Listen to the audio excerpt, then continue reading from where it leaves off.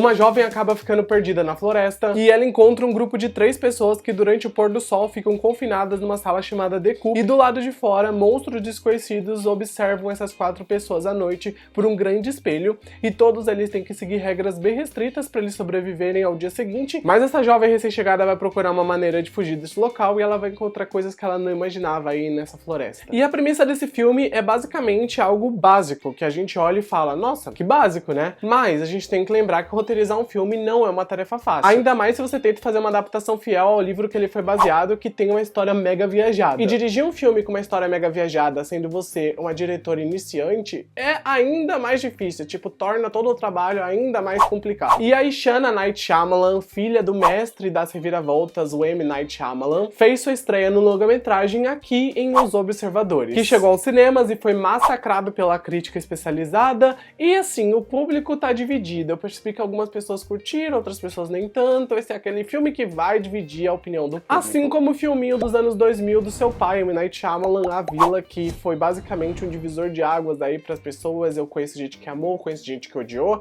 e por aí vai. E hoje a gente vai falar sobre Os Observadores sem spoilers nesse vídeo, depois eu vou fazer um vídeo com spoilers pra conversar um pouco mais sobre o desenrolar aí do filme. Mas antes de começar, já deixa o like que é muito importante, se inscreve aqui no canal para próximos conteúdos e séries de filmes, e me conta se vocês pretendem assistir esse filme no cinema, se vocês vão esperar chegar em casa, o que vocês vão fazer, coloca lá nos comentários que eu quero muito saber. Esse terror gótico ambientado numa remota floresta irlandesa é o primeiro grande trabalho da Ishana, que é a diretora, mas ela também já dirigiu outras coisas, no caso 2 episódios da série Servant da Apple TV+, episódios maravilhosos, aliás, eu sou apaixonado pelos episódios que ela dirigiu, e ela também foi assistente de direção de Batem a Porta, do pai dela, e também de Tempo, né, que é outro filme do pai dela. Na verdade, todas as 3 produções são do pai dela. Ela é uma nepo baby, ela sabe disso, e ela usa isso pra construir a sua carreira, e ela tá mais do que certa. Se eu tivesse um pai importante, eu também faria isso. E assim, ela queria uma estreia bem ousada, e ela pegou o livro do A.M. Shine, que é um folclorista super conhecido, que já fez vários livros,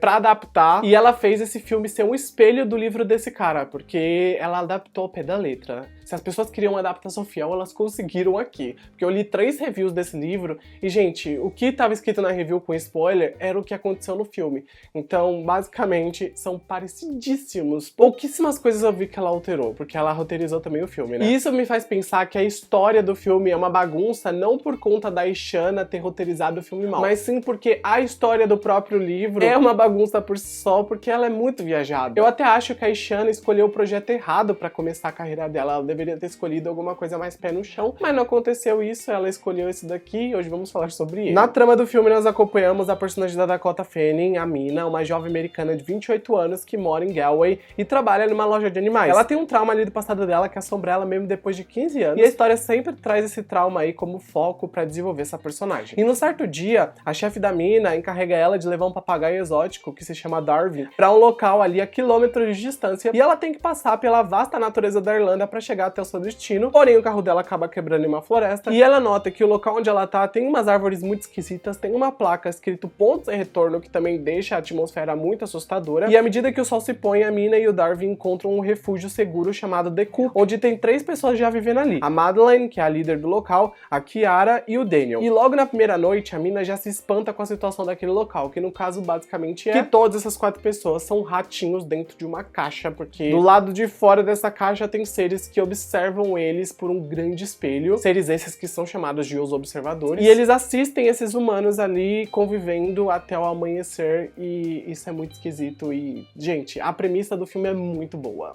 Eu tenho que destacar isso. Eu amo a premissa desse filme, só que o desenrolar é o problema. E a Madeleine deixa claro pra Mina que ela deve seguir 3 regrinhas básicas pra não ser morta, porque os observadores não gostam de quem quebra as regras. E o prólogo do filme até mostra isso, né? Uma pessoa quebrou a regra e a morte ali dele foi rápida e misteriosa. Porém, a Mina não vai ouvir a Madeleine e vai procurar maneira de fugir daquele local, porque ela quer voltar pra civilização, né? Não quer ficar presa na floresta dentro do Coop. E o filme começa com essa vibe tensa que lembra um pouco o reality show, um reality esquisito, mas lembra. E o voyeurismo misterismo desse começo em relação aos monstros que a gente desconhece tornam esse início muito tenso pra gente acompanhar, então a gente fica ali realmente, meu Deus, o que vai acontecer? Quem são esses monstros? O que eles são? O que eles querem? Mas aos poucos o filme vai caminhando pra um lado mais místico, mais folclórico e esquece de ser pé no chão. E como eu já disse, a história do livro é viajada. E o filme tentou manter a mesma intensidade do livro. E algumas coisas se destacaram muito aqui pra mim. A performance gélida da Dakota Fanning é basicamente a melhor coisa do filme, porque ela lidera a história da melhor maneira possível. A ousadia também da Owen Forré e a meiguice da Georgina Campbell complementam bem a performance uma da outra, e essas três aí dão um tom ótimo pro primeiro ato do filme. Primeiro ato esse que tem uma atmosfera muito bem construída, porque esse é um filme atmosférico, se a gente parar pra pensar, e a Ishana conseguiu ter uma sinergia com o design de som pra criar uma energia mais aterrorizante para cenas noturnas. Já o diretor de fotografia conseguiu construir uma atmosfera muito tensa pro filme, repleta de suspense, graças às escolhas de cores que navegam entre azul e amarelo com muita fluidez, trazem clareza pro ambiente que normalmente seria escuro e sem vida. Então é um filme que às vezes as cenas diurnas até se tornam angustiantes por conta da direção de fotografia muito bem feita. Tanto que eu sinto que Os Observadores é um filme que funciona visualmente, é um filme lindo, esteticamente falando. Mas a história, tristemente, é o ponto fraco que mais se sobressai. A Ishana teve dificuldade em adaptar o material base, que era surreal e mega redundante, e a gente vê ali que tem pelo menos umas 2 reviravoltas antes mesmo do final, e isso acaba se tornando exaustivo. E as entidades místicas da floresta, que são bem feitas quando elas aparecem ali, que não é com muita frequência, mas uma vez ou outra, não é uma coisa tão uau pra gente olhar e falar, nossa, que algo único, ela realmente tentou fazer algo diferente. Não, você olha e fala, bem feita, mas é algo comum que eu veria em qualquer filme de terror. E por falar em terror, eu tenho que dizer que o terror aqui no filme é quase que inexistente. O suspense é até presente ali no primeiro ato e até a metade do segundo. Mas a tensão da história se dissipa totalmente quando a gente descobre o que são os observadores. É uma resolução mais hilária do que assustadora. Eu, pelo menos, dei uma leve gargalhadinha. Porém, eu ainda acho que essa resolução xoxinha ainda vai agradar uma parcela do público que vai assistir o filme. Não é algo que vai incomodar a todos. Mas o final do segundo ato e todo o terceiro ato, isso é algo que eu acho que vai ser unânime, ou quase unânime, de que foi o grande ponto fraco do filme. Porque todo esse final atropela a narrativa que estava sendo construída com muita calma e com bom ritmo pra tentar de alguma forma explicar tudo o que tinha rolado. E quanto menos a gente espera, aparece outra reviravolta que você já tinha premeditado anteriormente se você tivesse prestando atenção no filme. E é uma reviravolta tão fora de tom, tão anticlimática, que acaba tornando toda a batalha final em algo sem emoção. E a gente só quer saber quando essa história vai chegar ao fim. Sabe quando você tá cansado de ver o que você tá vendo? E você só quer saber quando vai acabar? É isso, essa é a sensação que passa. É algo que se estendeu mais do que deveria. Essa é a definição boa para observadores. A gente é a todo momento bombardeado de informações, bombardeado de explicações. O filme toda hora tenta explicar o que tá rolando. E a Ishana perde um pouco da mão no roteiro quando ela coloca diálogos para explicar as coisas. Se fossem situações para explicar as coisas, eu acho que funcionariam muito melhor do que em si os diálogos que basicamente aparecem e falam é isso, isso e isso. Tudo é milimetricamente calculado aqui no filme pra fazer o espectador não pensar e só absorver. E pra um filme que tenta ser meio que pseudo-inteligente na construção que ele tá te entregando, isso chega a ser frustrante. Não é como se fosse um filme besta igual o Tarô da Morte, que sabe que é besta e tá entregando as coisas da maneira mais besta possível.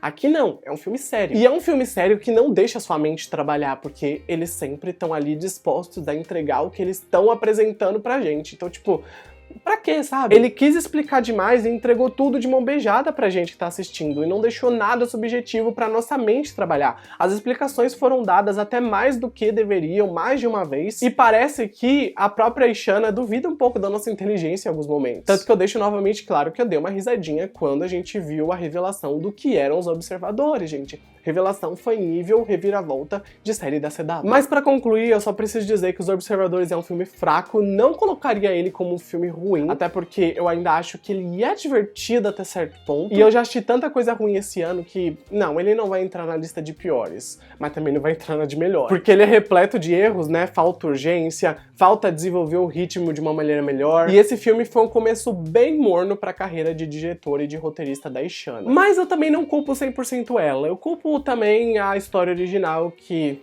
realmente foi adaptada aqui da maneira mais fiel possível e acabou dando no que deu. Eu até imagino que essa história teria se beneficiado mais com um final imaginativo do que com um final explicativo. Sabe aquela frase menos é mais? Então, poderia ter sido aplicada aqui e teria funcionado muito mais pro filme. Mas por incrível que pareça, eu ainda acho que esse filme vai dividir opiniões, principalmente porque as DMs que eu recebi depois que eu falei que eu assisti o filme lá no Instagram, falaram, eu gostei do filme, eu odiei o filme. Então eu senti uma mistura de teve pessoas que gostaram muito, teve pessoas que não gostaram nada, teve pessoas que ficaram no meio termo igual eu. E é isso, acho que é um filme que vai gerar algumas discussões em alguns momentos, mas também é um filme que vai ser esquecido facilmente. Mas me conta aí se você vai assistir, se você já assistiu, o que você achou. Não esquece de colocar um emoji lá embaixo, o emoji de hoje vai ser uma janela pra representar o vidro que a gente vê no filme. E logo mais eu trago um vídeo com spoilers pra desenrolar aí sobre a revelação dos observadores, o que eu achei sobre o final, enfim, vai ter um vídeo com spoilers logo mais. Mas me conta aí, comenta aí embaixo, o comentário é super importante, então comente.